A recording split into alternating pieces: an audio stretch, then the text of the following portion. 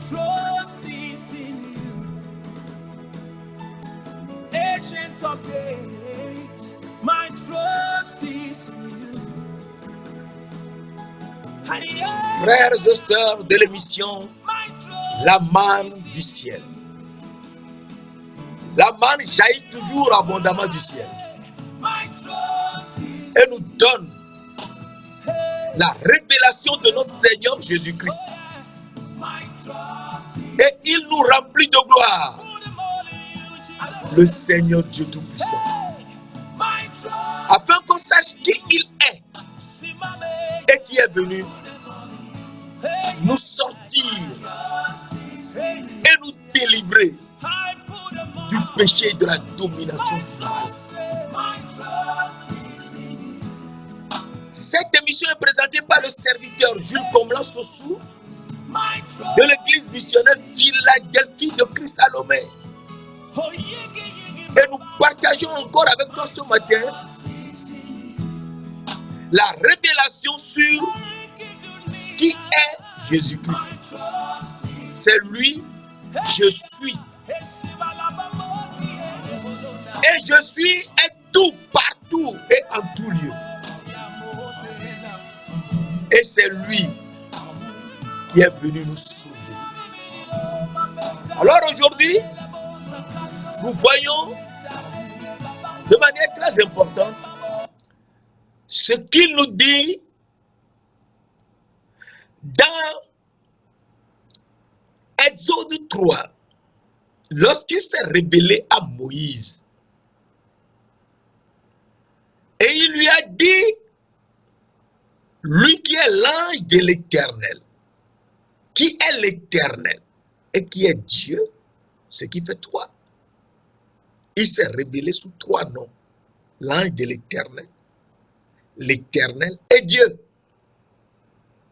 Et il a fait comprendre à Moïse qu'il est le Dieu d'Abraham, le Dieu d'Isaac et le Dieu de Jacob. Et il veut donner son nom à Moïse. Parce que lorsque Moïse lui a dit, j'irai vers les fils d'Israël et je leur dirai, le Dieu de vos pères m'a envoyé vers vous. Mais s'ils me demandent son nom, que leur dirai-je? Et l'ange de l'Éternel, qui est l'Éternel et qui est Dieu, dit à Moïse, je suis celui qui suis. C'est ainsi que tu parleras aux enfants d'Israël. Celui qui s'appelle je suis m'a envoyé vers vous. C'est mon nom. Je suis, c'est mon nom pour l'éternité. Mon nom de génération en génération. Je suis le Dieu d'Abraham, le Dieu d'Isaac et le Dieu de Jacob. Et nous comprenons ici qu'il envoie Moïse à Israël dans le pays de Canaan où coule le lait et le miel. Et donc, il veut montrer à Moïse qui il est en réalité. Et Moïse a eu trois grandes révélations. Et je t'ai parlé de ces révélations la dernière fois. Mais aujourd'hui encore, nous insisterons sur les deux premiers aspects et nous enchaînons. D'abord, dans Exode 4, versets 1 à 6, l'Éternel dit à Moïse, qu'est-ce que tu as dans la main? Moïse dit, c'est une verge. Il lui dit de jeter la verge par terre. Moïse jetait la verge par terre et la verge était devenue un serpent. Et le serpent a poursuivi Moïse pour le mordre. Et Moïse s'est enfui. Alors l'Éternel dit à Moïse, étends ta main et saisis le serpent par la queue. Moïse est poursuivi par le serpent qui voudrait le mordre avec sa tête. L'Éternel lui dit de prendre le serpent par la queue, d'étendre sa main et de saisir le serpent par la queue. Comment celui qui fuit, qui est poursuivi par un serpent avec sa tête, pourra aller prendre le serpent par la queue, non pas par la tête, par la queue? Donc il faudrait que Moïse ait foi en Dieu. Il faut qu'on ait foi en Dieu. Il faut que nous tous, nous ayons foi en Jésus-Christ. Il faut qu'on ait foi et devenir fils de Dieu. Moïse a eu foi à la parole de l'Éternel. Il s'est arrêté. Et lorsqu'il s'est arrêté, le serpent a compris que le monsieur n'a plus peur de lui. Et il s'est enfui. Et en s'enfuyant, il a envoyé sa queue par terre. Moïse s'est baissé et a pris la queue. Et le serpent était redevenu une verge dans sa main. Et là, l'Éternel dit à Moïse, je te lis ça. L'Éternel dit à Moïse, verset 5,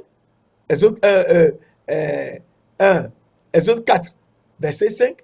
C'est là l'Éternel dit à Moïse, ce que tu feras, afin qu'il croie que l'Éternel, le Dieu de leur père, t'est apparu. Le Dieu d'Abraham, le Dieu d'Isaac et le Dieu de Jacob. Et donc, nous voyons ici que le serpent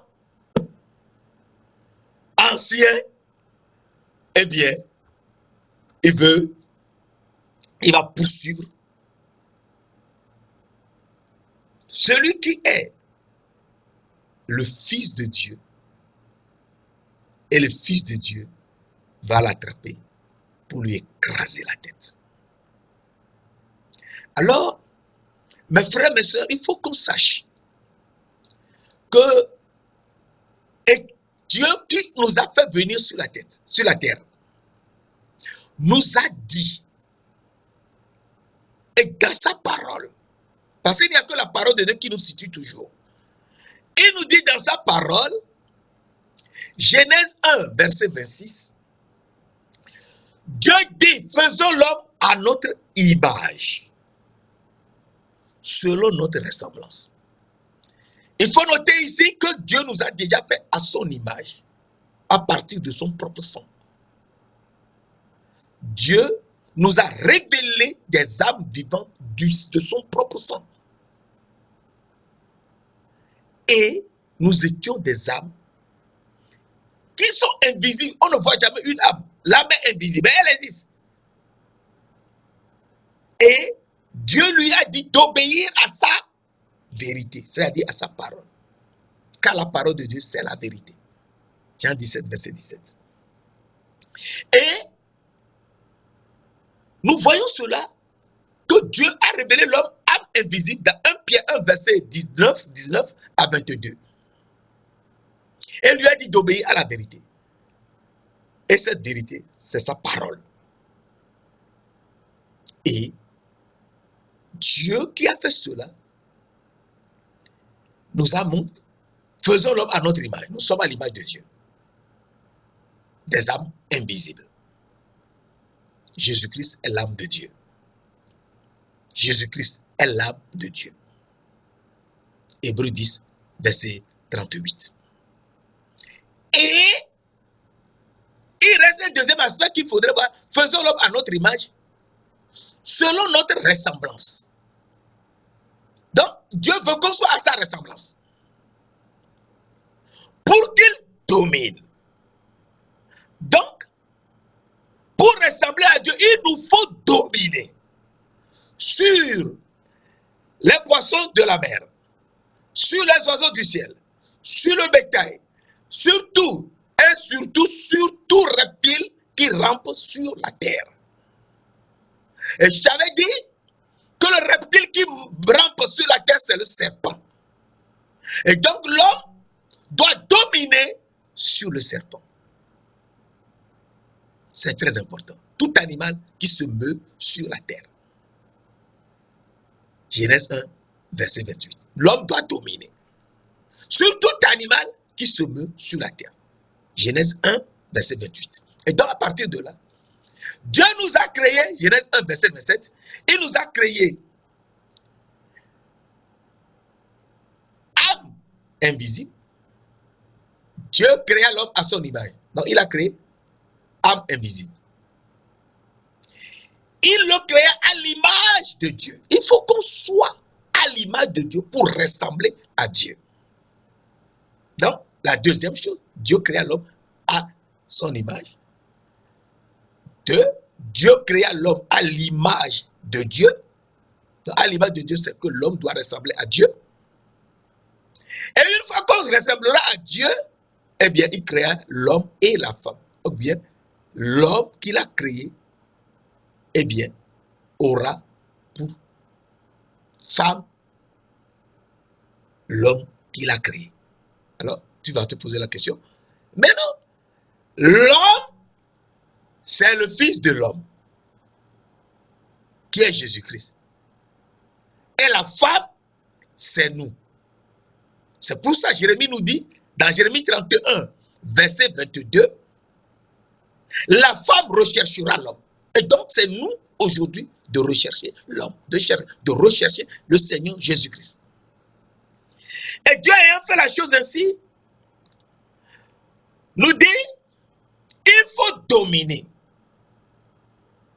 Et c'est ça, la gloire de Dieu. Il faut dominer sur qui? Sur tout ce qui rampe sur la terre. Et le psaume 8, verset 5 à 7 nous dit, qu'est-ce que l'homme? Et le fils de l'homme, qu'est-ce que l'homme? Pour que tu prennes, pour que tu te souviennes de lui. Et le fils de l'homme, pour que tu prennes garde à lui. Tu l'as fait de peu inférieur à Dieu. Inférieur à Dieu. Il reste seulement que l'homme ressemble à Dieu. Tu l'as fait de peu inférieur à Dieu. Tu lui as donné la domination sur les œuvres de ta main. Donc, tu l'as fait de peu inférieur à Dieu. Tu l'as couronné de gloire et de magnificence. Donc, l'homme, âme invisible, est couronné de gloire et de magnificence. Tu lui as donné la domination sur les œuvres de tes mains. Donc, Dieu, en nous créant, nous a donné la domination sur les œuvres de ses mains. Donc, tout ce qu'il a créé, tout ce qu'il a fait, il nous a donné la domination sur eux. C'est la raison pour laquelle, je te l'avais dit la dernière fois, lorsque nous venions sur la terre, les anges qui sont les chérubins nous ont portés sur leur tête. Donc, si tu es sur la tête de quelqu'un, tu le domines. Là, les gens nous ont portés sur leur tête. Éphésiens 1, verset 26 à 28. Et donc, l'homme, image de la gloire de l'Éternel, Éphésiens 1, Ézéchiel 1, verset 26 à 28, eh bien, doit dominer, puisqu'il est porté sur la tête des chérubins. Il doit dominer sur tout. Et nous comprenons que le Fils de l'homme, quand nous avons échoué sur la terre, en mangeant l'arbre de la connaissance du bien et du mal que Dieu nous a interdit, Dieu nous a donné ce don. Tu ne mangeras pas l'arbre de la connaissance du bien et du mal. Car le jour où tu en mangeras, tu mourras. Et donc nous devons comprendre que Dieu nous a donné un ordre. Et cet ordre, c'est de ne pas manger l'arbre de la connaissance du bien et du mal.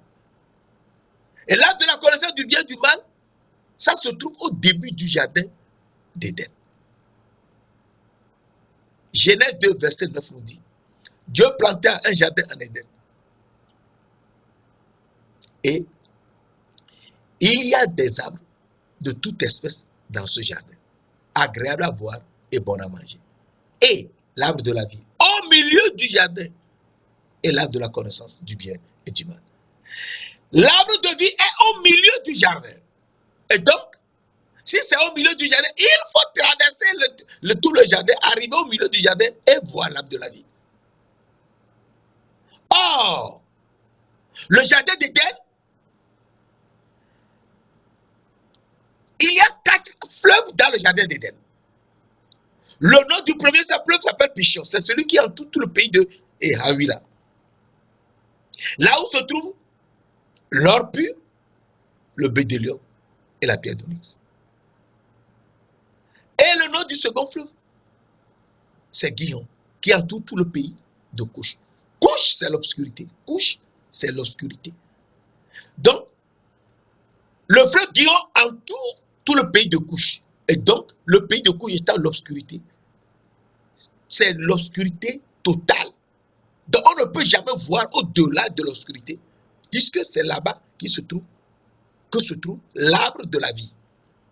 Et donc, l'arbre qu'on voit, c'est l'arbre de la connaissance du bien et du mal qui est ici, au début du jardin d'Éden, et que la femme a vu.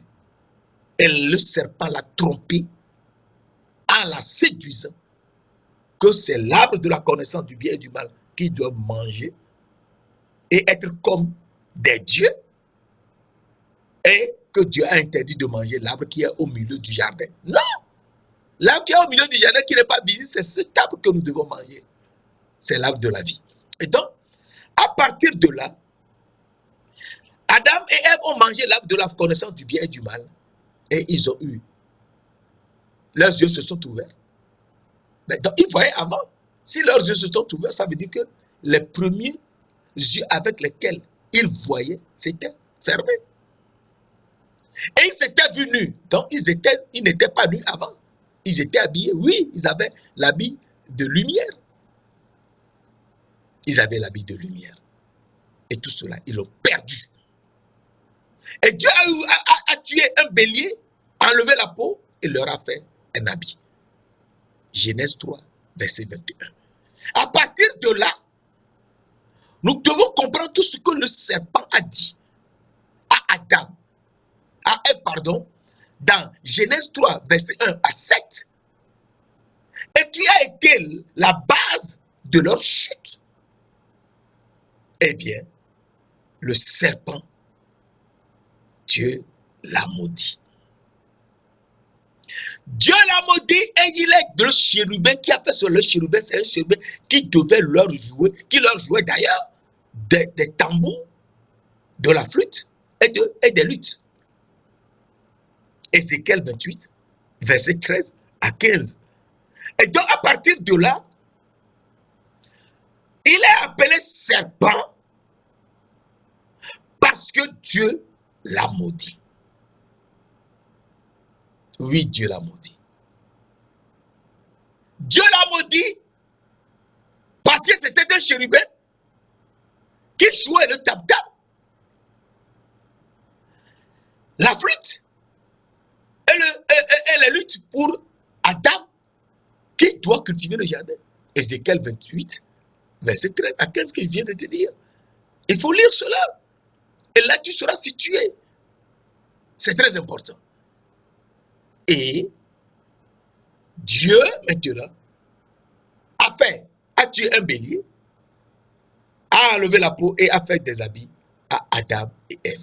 Et les a chassés du jardin d'Éden. Et ils sont venus sur la terre. Et Dieu a dit, et c'est très important, dans Genèse 3, verset 15, je mettrai inimitié entre toi et la femme que tu as séduite. Je mettrai inimitié entre toi et la femme, entre ta postérité et la postérité de la femme.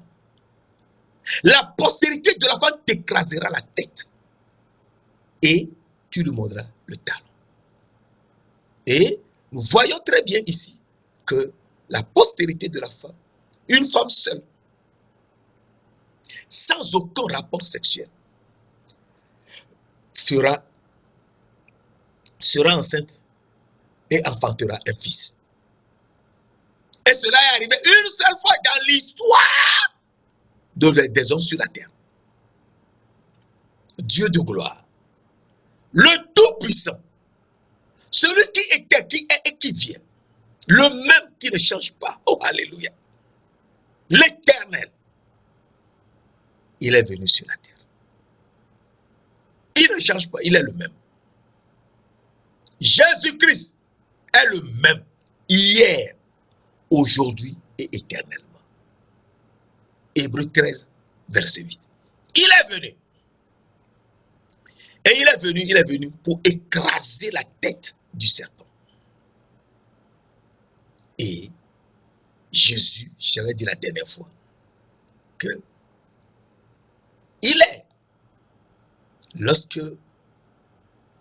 il était né à Bethléem, il était resté longtemps à Bethléem, pendant presque 2 ans. Et malgré ce que les anges ont dit, que le Sauveur est venu, le Christ, le Seigneur, les Israélites n'ont jamais cherché à le connaître.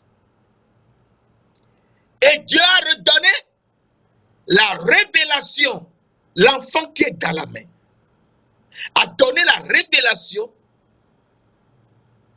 aux descendants de Abraham et de Ketura.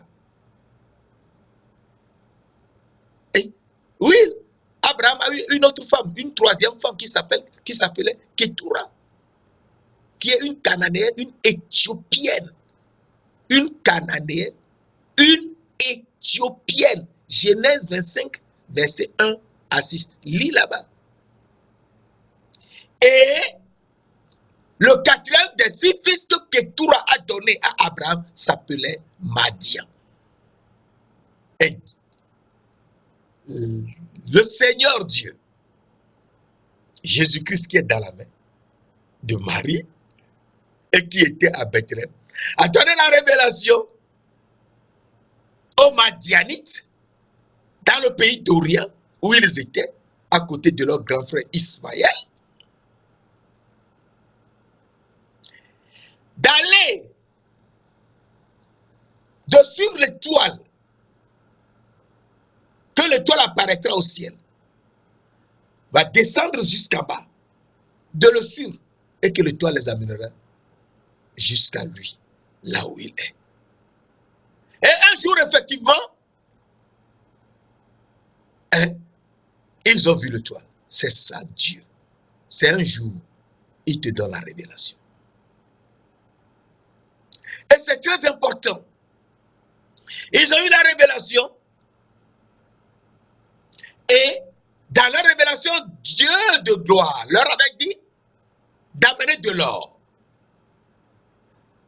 de l'encens et de la myrrhe. Et ils ont pris beaucoup d'encens, beaucoup d'or et beaucoup de myrrhe. Et ils étaient partis en suivant l'étoile. Et l'étoile les conduisit jusqu'à Jérusalem, afin que les gens de Jérusalem sachent que lui, le roi de gloire, le Tout-Puissant, il est venu sur la terre. Et sur la terre, mes frères, mes sœurs, à Jérusalem, l'étoile a disparu. Et les mages sont rentrés dans la maison du roi Hérode et ont demandé d'après le roi des Juifs qui vient de naître. Matthieu 2, verset 1 à 11 que je viens de te lire, que je suis en train de te lire là, est tellement important parce que Hérode a fait venir les sacrificateurs, les scribes et tout. Ils ont fait les livres et ils ont trouvé que ça ne peut être que Bethléem. Bethléem qui avait que depuis, Bethléem est à peu près 10 km, 7 à 10 km de Jérusalem. Et on leur a dit, Hérode leur a dit d'aller à Bethléem voir s'ils verraient l'enfant. Et en allant à Bethléem, personne ne les a derrière pas suivi. En allant à Bethléem, ils ont vu l'étoile. Et l'étoile les a conduits jusqu'à s'arrêter au-dessus d'une maison. Donc si l'étoile s'est arrêtée au-dessus d'une maison, ça veut dire que l'étoile est venue jusqu'en bas pour leur signifier que c'est dans cette maison. Mais c'est eux seuls qui voyaient l'étoile, c'est ça. Et ils sont entrés dans la maison, ils ont vu Marie et le petit enfant dans sa main. Ils se sont prosternés et l'ont adoré. Et une fois levé, ils lui ont donné de l'or pour signifier que c'est le roi des rois. Le roi est venu. de l'encens pour dire que c'est le souverain sacrificateur. Le souverain sacrificateur, Jésus-Christ, le seul souverain sacrificateur, est venu. Et que c'est le prophète, ils lui ont donné de la myrrhe. Que c'est le prophète à écouter. Et à partir de là, nous comprenons que c'est le prophète à écouter, mais qui souffrira à notre place. Et Jésus, à l'âge de 30 ans, va faire quelque chose. Mais il faut savoir que Hérode, rempli de Satan, a cherché à tuer le petit enfant. Et l'ange de l'Éternel, qui est l'Éternel, qui est Dieu, l'ange de Dieu a dit à Joseph dans un songe, de prendre le petit enfant et de partir en Égypte. Et a dit aux mages qui étaient venus de partir par un autre pays, par un autre chemin dans leur pays. Et Joseph et Marie ont pris le petit enfant et sont partis en Égypte de nuit. Alors je t'avais dit la dernière fois, lorsqu'ils étaient partis précipitamment en Égypte, qu'est-ce qu'ils mangeaient en Égypte? Eh bien, ils étaient devenus riches en Égypte. C'est ça. Ils étaient devenus riches parce qu'ils vendaient de l'or pur, de la meilleure qualité. Parce qu'ils avaient eu beaucoup d'or. Ils vendaient de l'or. De l'encens que les Jésuitiens achetaient pour leurs idoles, leurs trucs. De l'encens de très bonne qualité. Et de la myrrhe. Et ils étaient riches. Ah oui, ils étaient riches. Joseph et Marie étaient riches en Égypte. Alors, il faut se rappeler, Proverbe 10, verset 22, qui est un proverbe très important qu'il faut qu'on sache. Proverbe 10, verset 22, c'est la bénédiction de l'Éternel qui enrichit. Et l'Éternel ne la fait suivre d'aucun chagrin. Oui, c'est la bénédiction de l'Éternel qui enrichit. Car il ne faut pas oublier que Jésus-Christ, que eux, ils ont porté dans leur main, c'est lui qui rend riche. 2 Corinthiens 8, verset 9, nous dit, car vous connaissez la grâce de notre Seigneur Jésus-Christ, qui pour vous s'est fait pauvre, de riche qu'il était, afin que de par sa pauvreté, vous fussiez riches, vous fussiez enrichis. Et donc, nous comprenons que Jésus qu'ils avaient dans la main les a rendus riches. Oui, ils étaient riches. En Égypte, Joseph et Marie et les fils qu'ils ont eus en Égypte, eh bien, ils étaient riches. C'est la bénédiction de l'Éternel qui enrichit. Et il ne l'a fait sur d'aucun chagrin. Et de retour en Israël, après la mort d'Hérode, son fils Archélaüs l'a remplacé. Eh bien, de retour en Israël, Dieu a dit,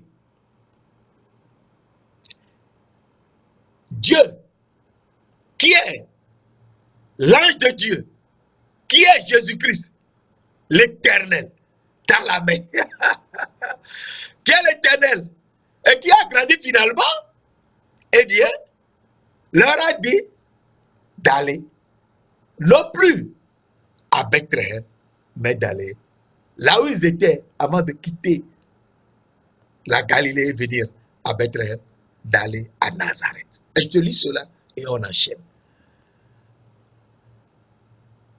Matthieu 2, verset 21, et verset 18, 19 à 23. Quand Hérode fut mort, voici un ange du Seigneur apparut en songe à Joseph en Égypte. En Égypte. Parce qu'ils étaient partis en Égypte. Osée 11, verset 1. D'Égypte, j'appellerai mon fils d'Égypte. Osée 11, verset 1. Il faut lire. C'est très important. j'ai appelé mon fils d'Égypte. Donc, c'est en Égypte qu'ils étaient partis. Donc, apparu à Joseph en songe en Égypte. Et dit, lève-toi, prends le petit enfant et sa mère et va dans le pays, car ceux qui en voulaient à la vie du petit enfant sont morts. Verset 21, Joseph se leva, prit le petit enfant et sa mère et alla dans le pays d'Israël. Mais ayant appris qu'Archélaüs régnait sur la Judée à la place d'Hérode, son père, il craignit de s'y rendre et divinement averti en songe. Et divinement averti en songe, il se retira dans le territoire de la Galilée. Et vint demeurer dans une ville appelée Nazareth, afin que s'accomplisse ce qui avait été annoncé par le prophète. Il sera appelé le Nazaréen. Et donc nous comprenons que Jésus, ayant quitté l'Égypte, est venu avec Joseph et Marie. Et les frères restés en Galilée, à Nazareth. Et à Nazareth, ils étaient toujours riches, mais Joseph était un charpentier. Il a recommencé son travail. Et Jésus était un petit charpentier. Alors ici, tu dois te poser des questions. Car Satan cherchait de toute manière à détruire le petit enfant qui est né, Dieu de gloire, qui est venu sur la terre, le roi qui est né. Et nous comprenons à travers ce que je suis en train de te lire, qu'il n'a jamais su que le roi tout-puissant est venu sur la terre. Parce que c'est Marie et Joseph qui étaient restés ensemble. Joseph a pris Marie, mais a eu l'instruction du Saint-Esprit de ne pas la toucher. Et c'est très important. Dans Matthieu 1, verset 18 à 24, la parole de Dieu, voici de quelle manière arriva la naissance de Jésus. Marie, sa mère, ayant été fiancée à Joseph,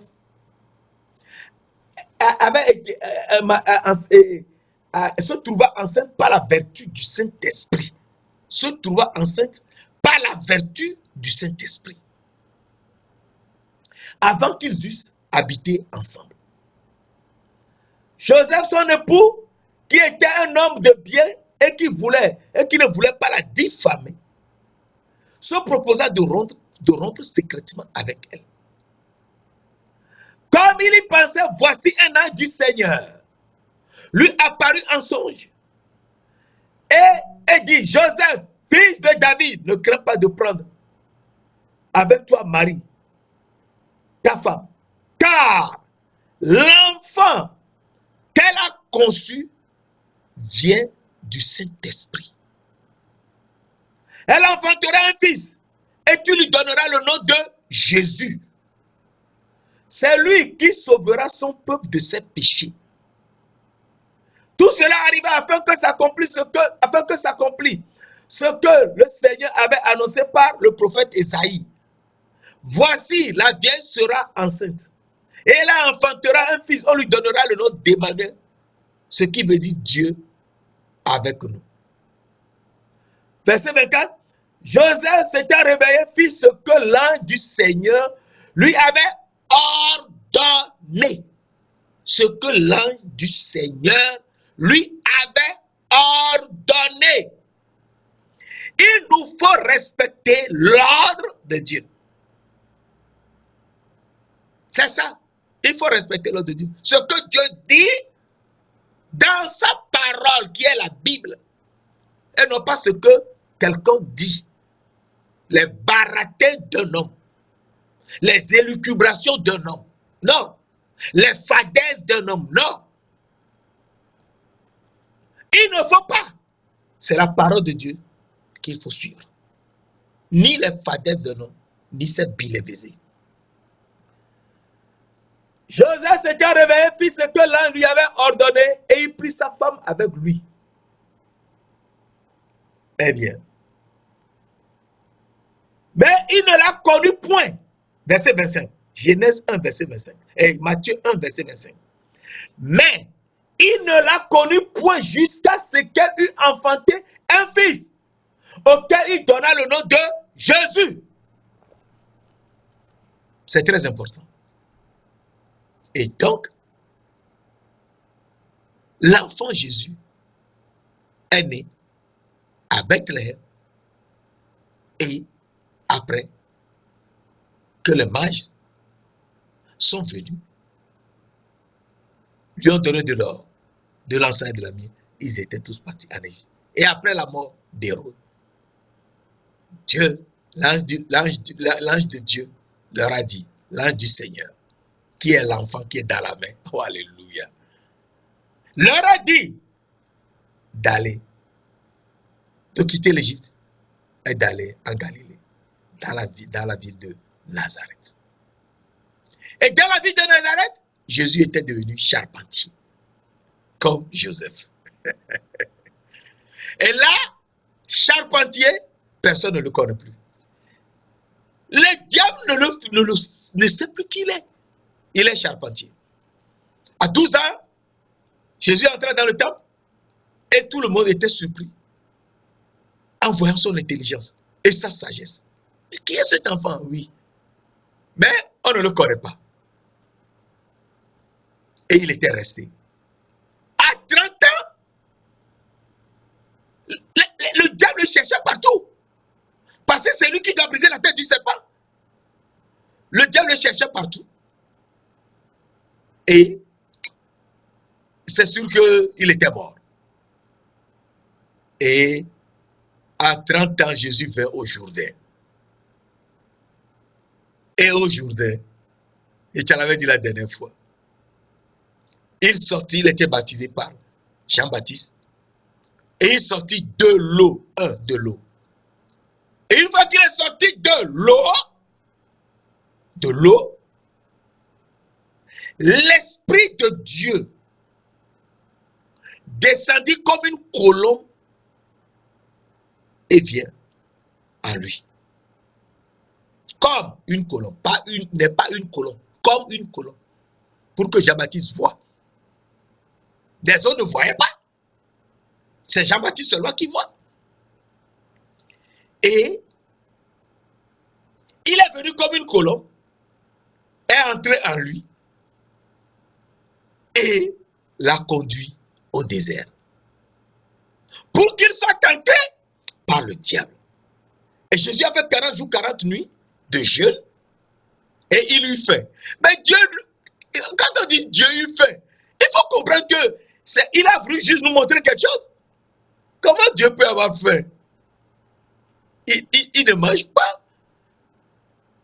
Mais s'il veut, c'est là il va manger. Il a mangé parce qu'il est dans ce corps.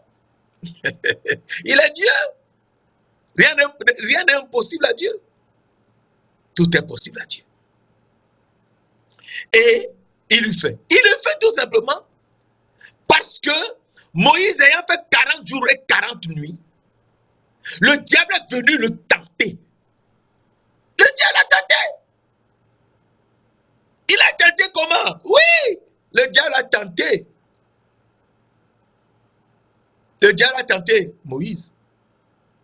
Et Moïse, après les 40 jours et 40 nuits, Dieu lui-même a écrit les 10 commandements.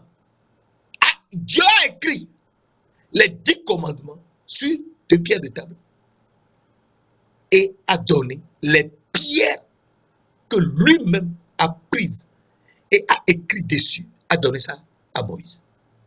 Et Moïse, arrivé au pied de la montagne, en voyant le peuple adoré le veau d'or, a brisé par énervement, par fureur, les deux tables de la loi que Dieu lui-même avait taillé et avait écrit dessus. Ce n'est pas possible. Oui, c'est ça la parole. Alors nous lisons Exode, je te montre rapidement cela dans Exode 28. Dans Exode 28, qui est un verset tellement important. Alléluia. Et dans Exode, nous lisons rapidement. Parce que si tu ne suis pas les paroles, tu seras tombé. Dans Exode 24, pardon, Exode 24, verset 18, Exode 24, verset 18, la parole de Dieu nous dit, et nous lisons, c'est très important. Moïse entra dans la nuée. 17-18, l'aspect de la gloire de l'Éternel était comme un feu dévorant sur le sommet de la montagne, aux yeux des enfants d'Israël. Verset 18, Moïse entra au milieu de la nuée, et il monta sur la montagne. Moïse demeura sur la montagne 40 jours et 40 nuits. Bien. Et 40 jours, 40 nuits, eh bien, dans Exode 32, verset 15 à 20, nous lisons à partir du verset 14, l'Éternel se repentit du mal qu'il avait déclaré de faire à son peuple. Verset 15. Moïse retourna et descenda de la montagne les deux tables du témoignage de sa main dans sa main. Les tables étaient écrites des deux côtés. Elles étaient écrites de l'un et de l'autre côté. Verset 16. Les tables étaient l'ouvrage de Dieu. Parce que Moïse n'était pas parti avec des tables. Mais Dieu lui a donné deux tables. Les tables étaient l'ouvrage de Dieu. Et l'écriture était l'écriture de Dieu gravée sur les tables. Donc nous comprenons que les deux tables de la loi ont été écrites par la main de Dieu. Oui, l'écriture, les tables étaient l'ouvrage de Dieu et l'écriture était l'écriture de Dieu gravée sur les tables. Verset 17. Josué entendit la voix du peuple qui poussait des cris et dit à Moïse, il y a un cri de guerre dans le camp. Moïse, verset 18. Moïse répondit, ce n'est pas un cri de vainqueur, ni un cri de vaincu. Ce que j'entends, c'est la voix des gens qui dansent, qui chantent. Verset 19. Et comme Moïse approchait du camp, il vit le veau et les danses. La colère de Moïse s'enflamma. Et Moïse jeta les pierres, les tables de la loi et les brisa au pied de la montagne. Les tables que Dieu lui-même avait utilisées et avait écrit dessus, Moïse les brisa au pied de la montagne, en voyant le peuple danser et adorer le veau d'or. Nous comprenons ici que Satan a tenté Moïse et l'a eu parce que Dieu n'a jamais dit à Moïse de briser les tables de la loi. Si Moïse a pu briser les tables de la loi, cela veut dire que Moïse a été tenté par Satan. Et il a brisé les tables de la loi. Verset 20. Et il jeta les tables de la loi et les brisa au pied de la montagne. Et Jésus est venu. Et il fit 40 jours et 40 nuits. Il fit 40 jours et 40 nuits. Et il lui fait. Comme Moïse, on n'a pas dit que Moïse a eu fait ainsi. Mais il est descendu. Et il est devenu un simple homme. Comme Moïse. Et alors, le diable est venu le tenter. Comme il avait tenté Moïse après les 40 jours, 40 nuits. Et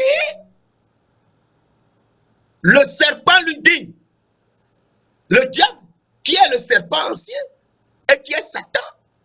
Apocalypse 12, verset 9, c'est très important. Parce qu'on a dit le diable ici. Apocalypse 4. Matthieu 4, verset 1 à 4. Jésus fut amené par l'esprit dans le désert pour être tenté par le diable.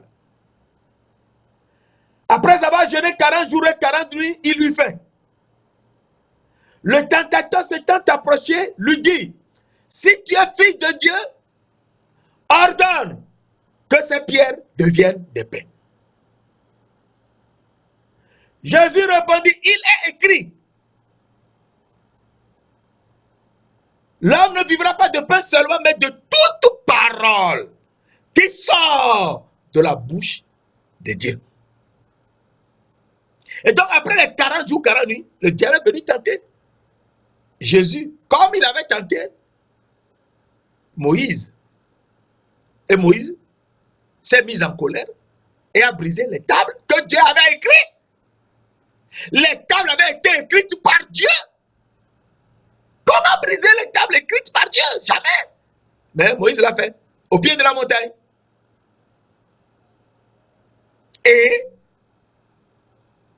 ici, le diable est venu pour tenter le Seigneur de gloire. Oh, alléluia. Parce qu'il a compris que celui qui est venu pour lui briser la tête. Et oui, celui qui doit lui briser la tête est venu. En tout temps, il avait pensé que c'était Moïse. Il avait tenté, Moïse avait tué. Et le Fils de Dieu, le Tout-Puissant, Jésus-Christ, qui est le même hier, aujourd'hui et éternellement, il est venu. Et Satan vient le tenter. Après 40 jours et 40 nuits de jeûne, et il lui fait. D'accord. Et le diable, le tentateur, lui est venu lui dire, si tu es fils de Dieu, Jésus n'est pas fils de Dieu, Jésus est le Fils de Dieu. Je te l'avais dit la dernière fois. Ordonne que ces pierres deviennent des pains. Dieu n'a jamais dit dans sa parole de transformer des pierres en pain. Jamais. Nulle part dans la parole de Dieu, il n'est écrit de transformer les pierres en pain. De faire la magie, l'idolâtrie ou quoi que ce soit. De transformer les pierres en pain. Jamais. Ceux qui font la magie, l'idolâtrie, tout le reste, c'est leur problème. Il faut changer. Et Jésus lui dit, il est écrit, ce qui est écrit dans la parole de Dieu, c'est-à-dire dans la Bible, Ancien Testament, Nouveau Testament. Il est écrit dans Deutéronome 8, verset 3. Dieu t'a humilié, il t'a fait souffrir de la faim, afin que tu saches que tu ne vivras pas, que l'homme ne vit pas de pain seulement, mais que l'on vit de toute parole qui sort de la bouche de l'Éternel. La parole qui sort de la bouche de l'Éternel, c'est de le craindre et faire ce qu'il a dit. C'est-à-dire de respecter son ordre. Et quel est cet ordre? Dieu donna cet ordre à l'homme. Tu pourras manger de tous les arbres du jardin. Mais tu ne mangeras pas l'arbre de la connaissance du bien et du mal. Le jour où tu en mangeras, tu mourras. Genèse 2, verset 15 à 17. Et nous comprenons que c'est un ordre que Dieu a donné. Et il faut craindre Dieu et respecter son ordre. La crainte de Dieu, c'est le commencement de la sagesse. Tu ne peux jamais être sage si tu ne crains pas Dieu. La crainte de Dieu, c'est le commencement de la sagesse.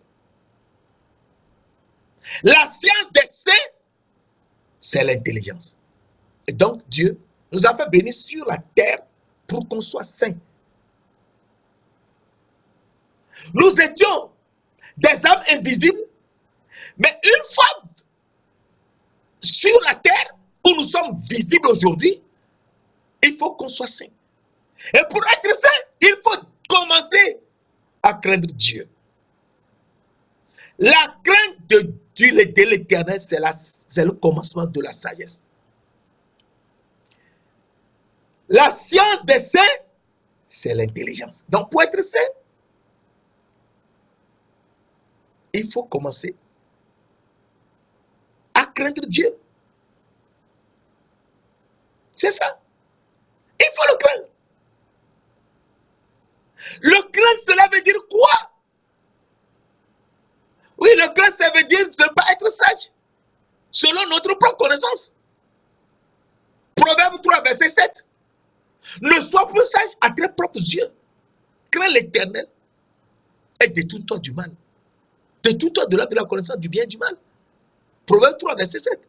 Ne sois plus sage à tes propres yeux.